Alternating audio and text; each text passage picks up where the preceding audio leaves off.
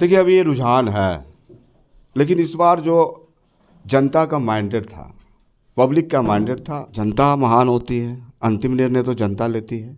लेकिन अगर ऐसी बात आई तो पार्टी गंभीरतापूर्वक समीक्षा करेगी। बिहार और झारखंड दोनों भाई भाई हैं, है ना।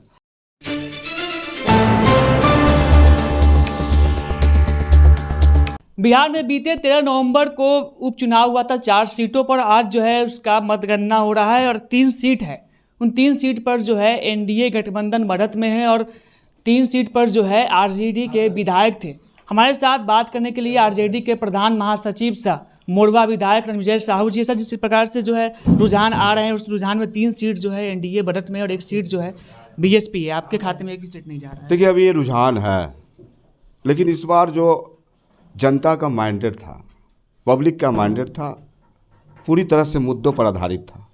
एक तरफ इस राज्य में माननीय गिरिराज सिंह जी, किस विभाग के मंत्री उन्हें कोई नहीं जानता, लेकिन इतना जरूर जानता है कि जो बोलते हैं वो विष उगलते हैं।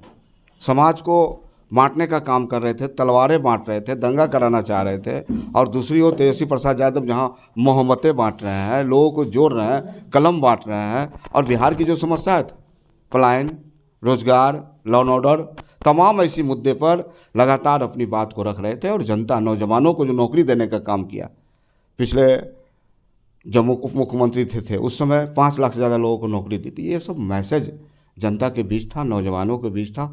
और भरोसा है कि जनता निश्चित रूप से चुनेगी जहां रोजगार के अवसर मिलते हैं, जिस सरकार में न्याय मिलता है, जिस सरकार में समाज आगे बढ़ते हैं, सभी जाति धर्म के लोग आगे बढ़ते हैं, तो निश्चित रूप से भरोसा है। सर, शहाबुद्दीन के परिवार जो है पूरी तरीके से बेलागंज में लगे हुए थे, लेकिन कुछ प्रभाव नहीं दिख रहा है एनडीए के पक्ष में, आपके पक्ष में, आरजेडी के पक्ष में, कि हाँ कुछ सीट में बढ़त हो, प्रत्याशी की जीत हो, ऐसा कुछ।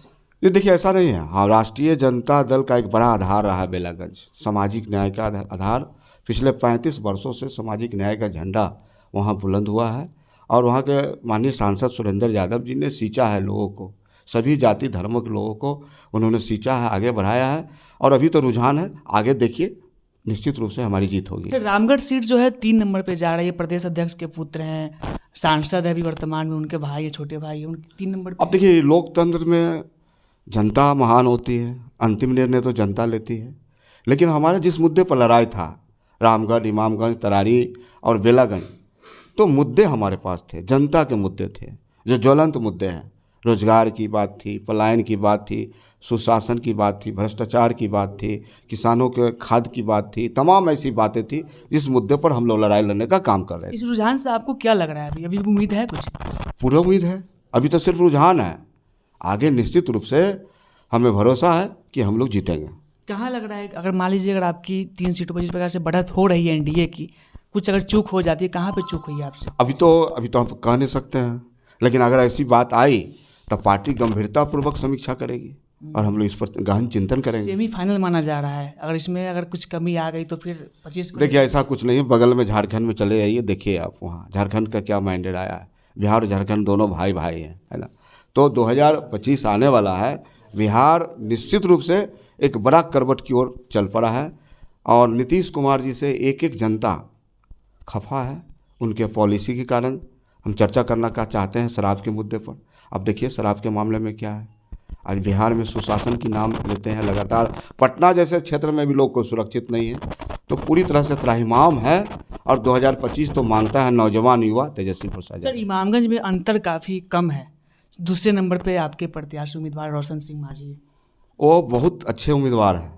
और आपको याद होगा 2010 में बहुत कम अंतर से हारे थे रोशन मांझी जी, और इस बार जनता की पुकार है रोशन मांझी।